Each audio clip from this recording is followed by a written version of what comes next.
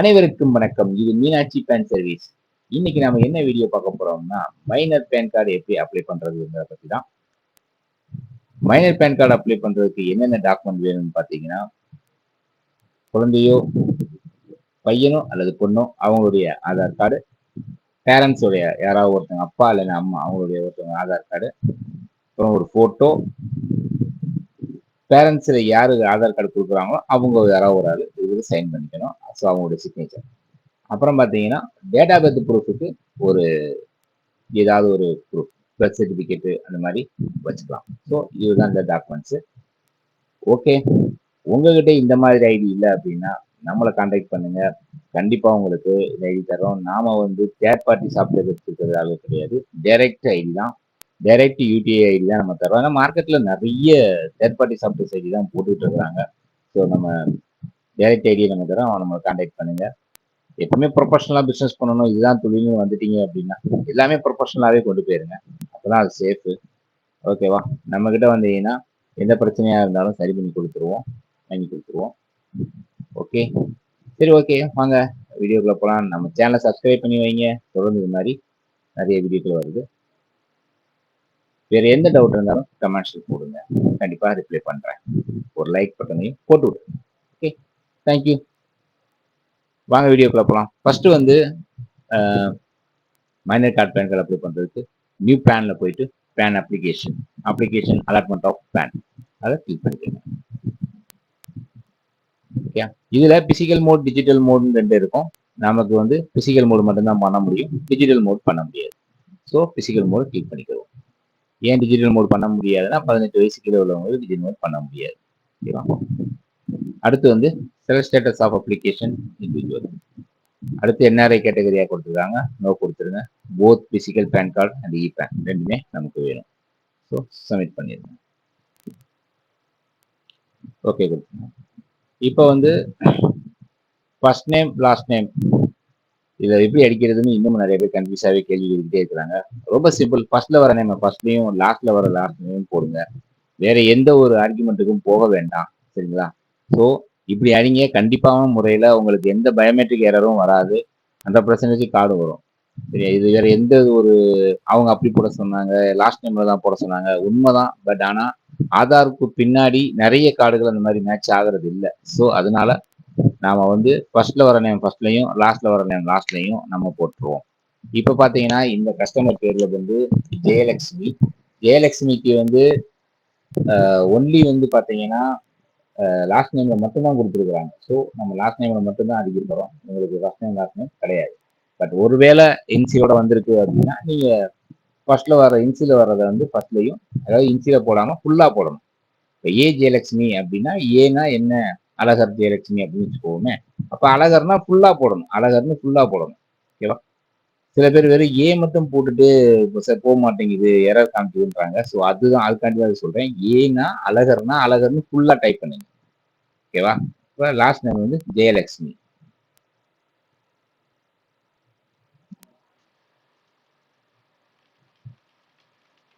ஜெயலட்சுமி. அடுத்து வந்து gender select பண்ணிக்கோங்க. Gender female, date of birth.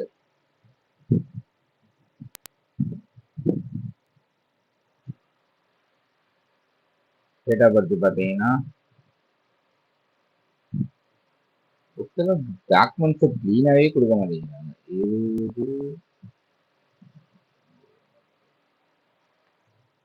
20/9/2000. அடுத்து வந்து செலக்ட் அட்ரஸ் ஃபார் கம்யூனிகேஷன்ல ரெப்ரசன்டிவ் அக்சஸ் அட்ரஸ் கிளிக் பண்ணணும். இதுல ரெசிடென்ஸ் கிளிக் பண்ணக்கூடாது, ரெப்ரசன்டிவ் அக்சஸ் அட்ரஸ் கிளிக் பண்ணணும். ஓகேவா? அடுத்து ரெசிடென்ட் ஸ்டேட், அதுவும் ரெசிடென்ட், அதுல வந்து ரெசிடென்ட் கிளிக் பண்ணுங்க.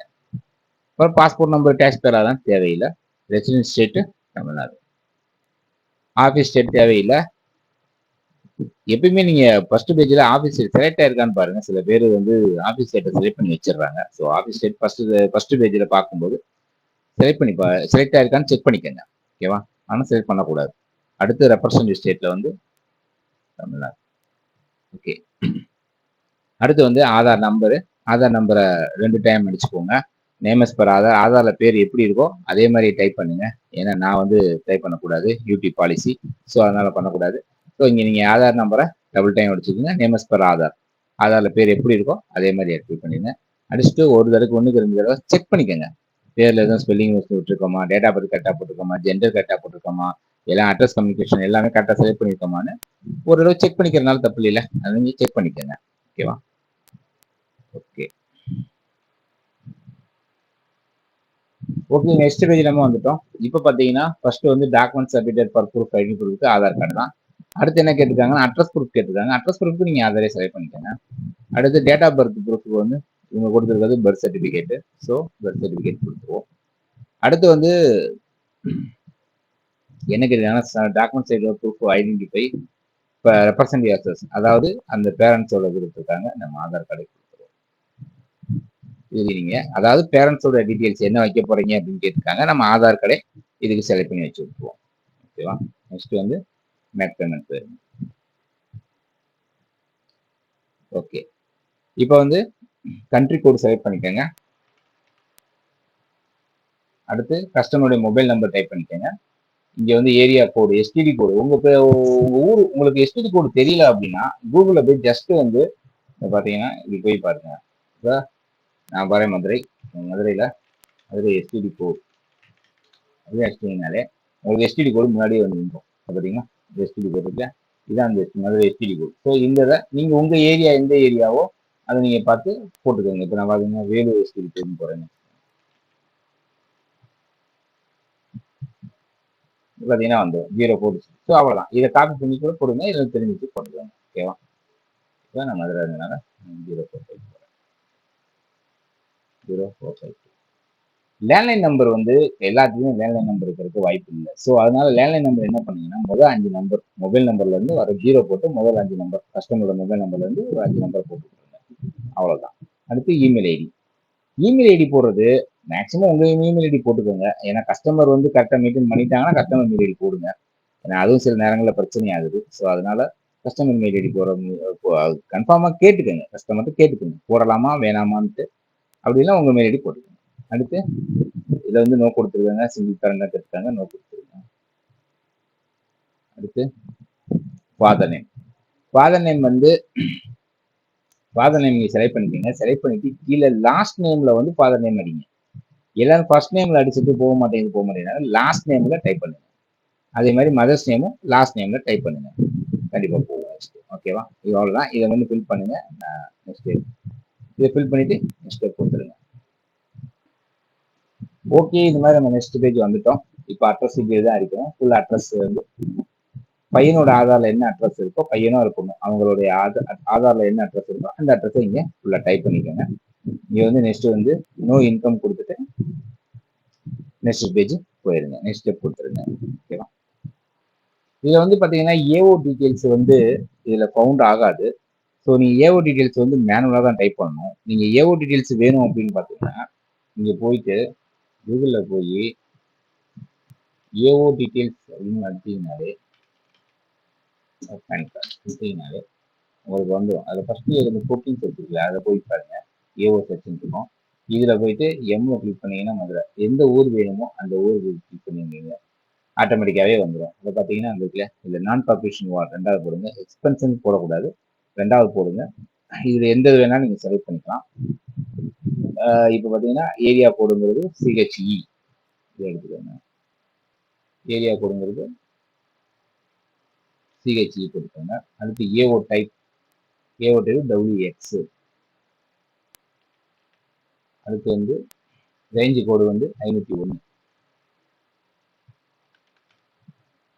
அடுத்து வந்து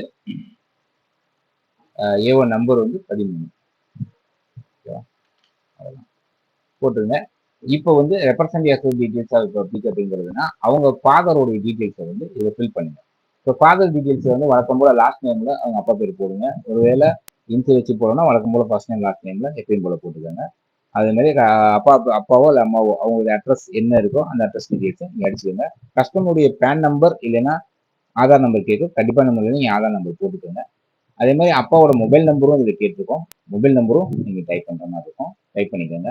இமெயில் ஐடி வந்து திரும்பவும் மெயில் ஐடி கேட்பாங்க. இந்த இடத்துல நீங்க முதல்ல கொடுத்த மெயில் ஐடியை திரும்ப கொடுக்கலாம் கொடுத்துக்கலாம், ஒன்றும் பிரச்சனை இல்லை. அடுத்து வந்து பார்த்தீங்கன்னா செலக்ட் கெப்பாசிட்டி. இந்த இடத்துல ரெப்ரசன்டிவ் அசஸ் தான் செலக்ட் பண்ணணும், செல்ஃப் செலக்ட் பண்ணக்கூடாது. ரெப்ரசன்டிவ் அசஸ் செலக்ட் பண்ணிக்கோங்க. நீங்கள் வெரிஃபை நேம் ஆட்டோமேட்டிக்காக வந்திருக்கணும். வரல அப்படின்னா பிரச்சனை இல்லை, டைப் பண்ணிக்கோங்க. டைப் பண்ணிட்டு வெரிஃபிகேஷன் பிளேஸும் செலக்ட் பண்ணிக்கோங்க. ஓகேவா? ஓகே, இந்த மாதிரி இப்போ ஃபைனல் ஸ்டேஜ் வந்துடும். டாக்குமெண்ட்ஸ் அப்லோட் பேஜுக்கு வந்துடும். அதற்கு முன்னாடி ஒரு செக் பண்ணிட்டு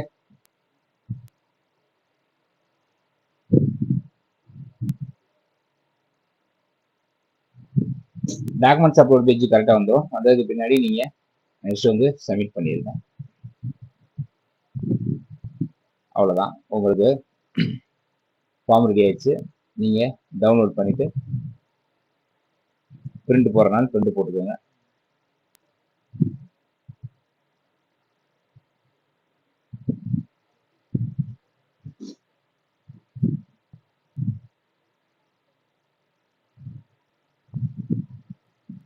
ஓகே, இந்த மாதிரி வந்துடும். இது லெஃப்ட் சைடில் ஃபோட்டோ, ரைட் சைடில் ஒரு ஃபோட்டோ, ரெண்டு ஃபோட்டோ ஒட்டிக்கோங்க.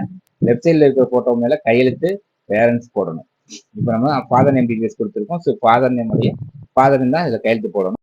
இப்போ வந்து டாக்குமெண்ட் எப்படி அப்லோட் பண்ணுறதுங்கிறதையும் பார்த்துருவோம். நேராக போயிட்டு நீ பேன் கார்டு அப்ளிகேஷனில் போயிட்டு கீழே டாக்குமெண்ட்ஸ் இருக்குங்களா, அதில் டாக்குமெண்ட்ஸ் அப்லோட கிளிக் பண்ணிடுங்க.